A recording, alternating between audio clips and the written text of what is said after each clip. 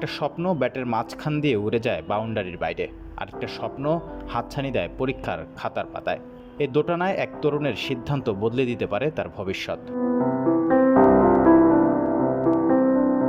চলতি মাসেই শ্রীলঙ্কা সফরে যাবে বাংলাদেশ অনূর্ধ্ব-19 দল, যেখানে 6 ম্যাচের ওয়ানডে সিরিজ খেলবে তারা। সেই দলে বাংলাদেশ দলকে নেতৃত্ব দিচ্ছেন তামিম। প্রথমে শঙ্কা জাগলেও অবশেষে লঙ্কা সফরে যাচ্ছেন তিনি।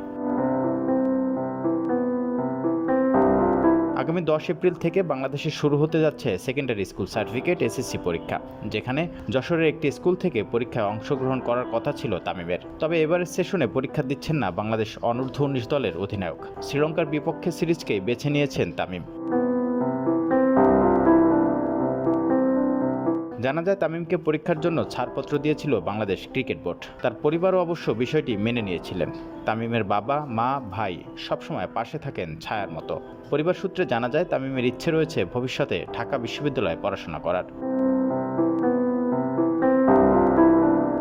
আগামী 24 এপ্রিল ওয়ার্ম আপ ম্যাচ দিয়ে শ্রীলঙ্কা সফর শুরু হবে যুব ক্রিকেটারদের। এরপর 26 এপ্রিল হবে প্রথম ওয়ানডে, দুদিন পর দ্বিতীয়টি। এরপর 1 মে, 3 মে, 6 ও 8 মে বসবে বাকি ম্যাচগুলো। একটা স্বপ্ন, একটা লক্ষ্য, আরেকটা সিদ্ধান্ত। ক্রিকেট না পরীক্ষা, মাঠ না খাতা। তামিমের সামনে ছিল দুইটি পথ, আর সে বেছে নিয়েছে 22 গজের যুদ্ধক্ষেত্র।